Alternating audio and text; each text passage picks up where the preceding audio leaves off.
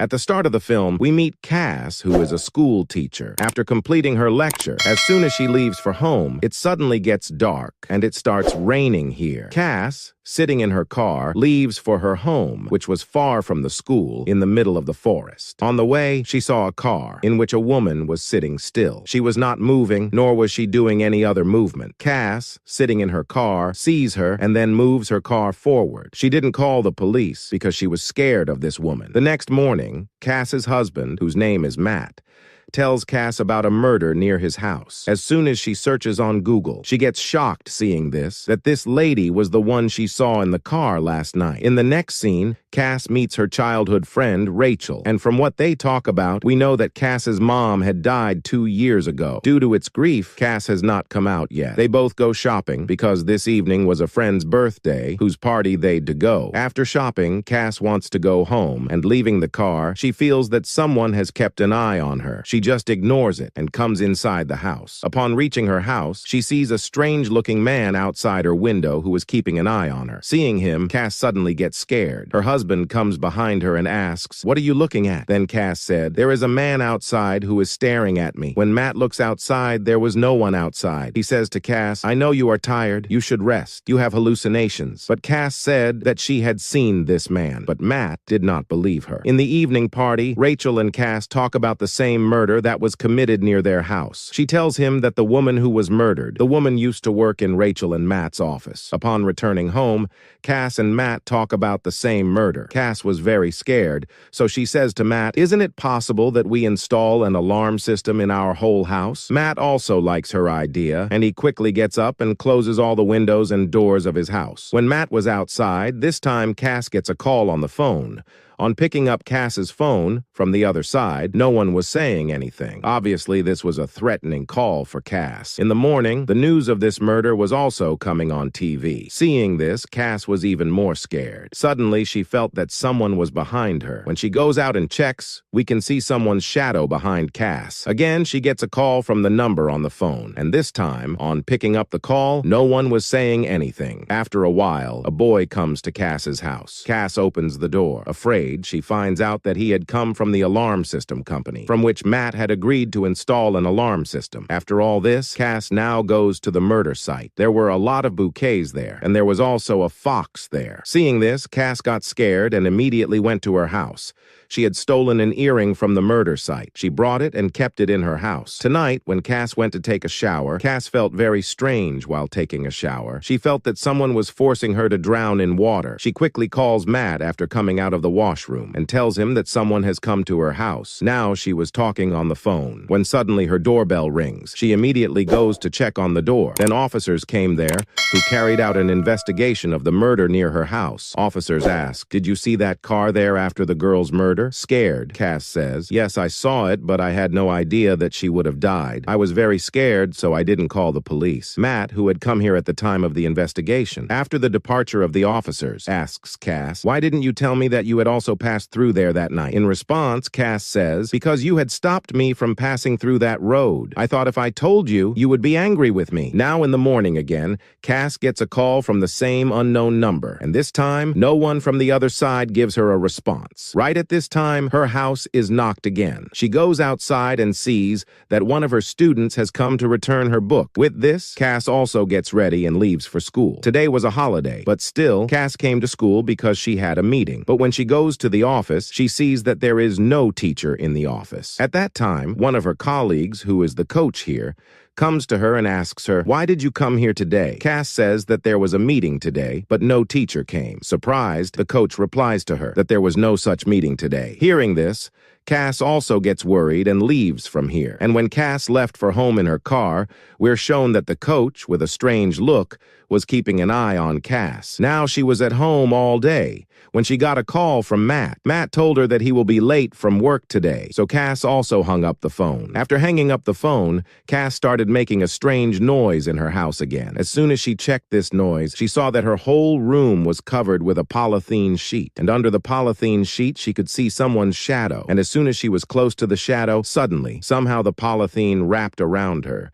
She could not even breathe. While trying to get herself out of this polythene, she came out and got a call from her unknown number again. again. As usual, this time too, no one was responding from the other side. Now Cass was very scared. She was afraid and slept. In the middle of the night, someone woke up Cass with her name. As soon as Cass wakes up, the door of her room opens. There was no one at the door, and she heard her mom's voice from here, although her mom died 2 years ago. When Cass followed that voice, she could see her mom's soul. She was scared and ran away from there. That soul also followed Cass, but it did not come to the washroom behind Cass. After that, Cass heard a lot of things falling from her room. She called the police out of fear. The officers who were investigating the murder come to her soon, but after searching her house thoroughly, they did not find anyone here. And as Cass was telling them that she heard the sound of breaking things from her room, there was nothing moving there. Now, looking at the serious condition of Cass, the officers call someone, and a shocking thing is found there, that 2 years ago, Cass was admitted to the mental hospital. That's why now the officers started doubting Cass. They started doubting that maybe Cass is still not right, and behind that murder and all such things, Cass can be responsible. When no one believed in Cass's words, then Cass meets her colleagues, who was the coach. The coach used to listen to her. She tells everything to the coach. The coach asks, "Who do you doubt? Who must have come to your house?" Then Cass says, "I think that kid who has been after me for a long time. He says that he likes me. I said no to him. Maybe he is taking revenge for the same thing." At night, we see that Cass and Matt were together. From the talks of both of them, we know that when Cass's mom died after that, Cass went into a lot of depression. To get rid of depression, she used a lot of pills, the side effects of which she got hallucinations. Matt says, "I think you must have been hallucinated today too." But Cass said, "No, these were not hallucinations. I'm sure someone had come here." Now Matt tells her that an alarm technician had come to our house. "You've made a contract to install an alarm here,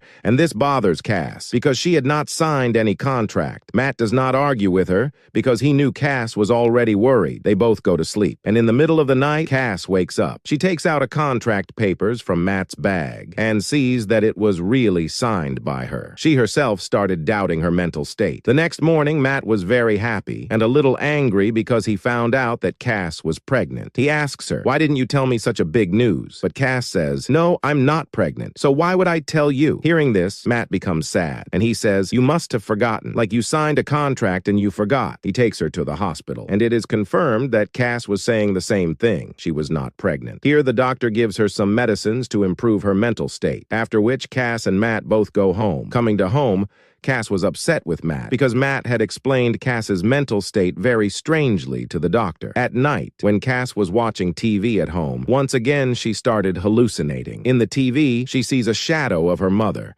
and on the table she sees a knife filled with blood. Seeing this, she calls Matt loudly. Matt sees that there was no blood-filled knife there. Matt was fed up with all these things of Cass, and then he says to Cass, "Go and eat the medicines the doctor told you." In the morning, Cass wakes up with the noise of a child's cry. There was no child in her house. When she went out of the house to check, she saw something wrapped in white cloth. As soon as she opened the cloth, there was a dead body of a crow inside. Seeing this, she got scared. Cass was worried by all these bad feelings inside. What she could see, what she could understand, no one believes her. In this frustration, she takes all the medicines the doctor told her. That means she gets overdosed and thus her health deteriorates. She became unconscious. When she came to her senses, her house's light was blinking. She got scared. Again, her door was knocked, and when she went out, she saw that there was an officer outside. She was investigating the murder. Cass took her inside the house. She told her everything about herself. She told her how she went into depression after her mom's death, and she still has hallucinations. She brings the officer to the girl's earring from the murder site. After that, the officer asks her about her and Matt's relationship. Then she tells her that her and Matt's relationship is very good, but the officer says that she has a complaint, that you have an affair with your colleague. Cass clarifies to the officer that she and her colleague are just friends. She doesn't have anything else. When he came home, Matt was again angry at Cass because he found out that Cass gave the earring to the officer. He asks Cass why she didn't tell him about this. "You've started hiding a lot from me." Cass says that she doesn't hide anything. "I just forgot. And you know how many things I am forgetting these days." One day, Cass was at home. Then she got a call, this from the company of security Alram. Cass knows while talking to the company that the contract was signed by Matt, because the day they came to sign the contract, Cass was not at home that day, and because of this, Cass started suspecting Matt. Why did he lie to Cass? Why was he blaming Cass that she didn't tell him after signing the contract?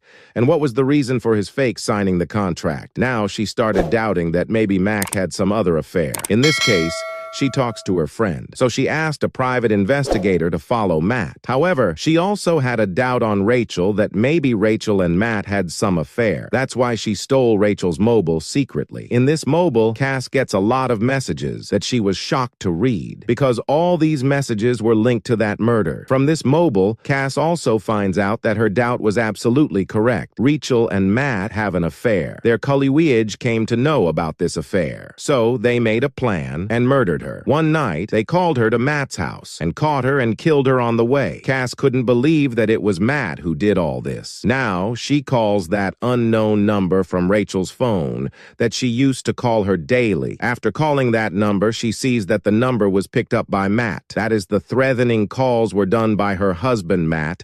Cass couldn't believe on the cheat of her husband. To get out of this worry, she takes overdose of her depression medicine. Not only that, when she can't bear this all, she cuts her veins. She fell there. At this time, one of her students came to give her the book. He knocks at the door again and again.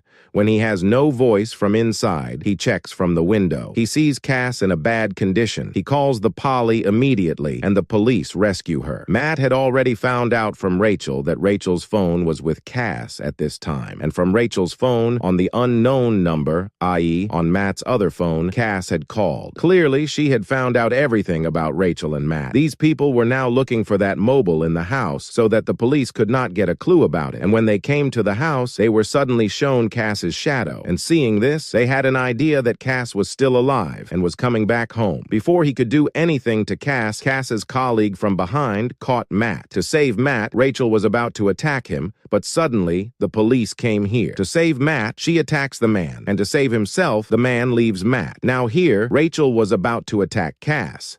But in the meantime, Cass's friend came to save her life, and in the meantime, the police also came, who shifted Cass and her colleague friend to the hospital and saved their life when Matt and Rachel were arrested. Now the scene is cut, and we are shown a scene from a few days later, where Cass was telling her colleague that after going to jail, Matt's mental condition was very bad, and because of that, he was killed while Rachel had confessed all her crimes at the court, and because of that, she was sentenced to life. Here we come to know that actually Cass was not mad. Matt was making her mad. By giving her drugs and making such situations for her, that made her mad. Their affair was very old. They wanted to kill Cass and take all her property. But one of their colleagues get the news of their bad intentions. Before she told all this to Cass, they both killed her. Here, another big truth. Cass reveals that she had a spy camera in her house, with which she used to keep an eye on her husband every time. She already knew his bad intentions. She already knew about Matt's plan. And because Matt had no doubt, she was acting according to Matt's plans. She had already told all these things to the police officer, and the police had made this whole plan to catch Rachel and Matt. To complete this plan, Cass took help from her student and her colleague. With their help, they both were caught. Here Alex, who was listening to all these stories,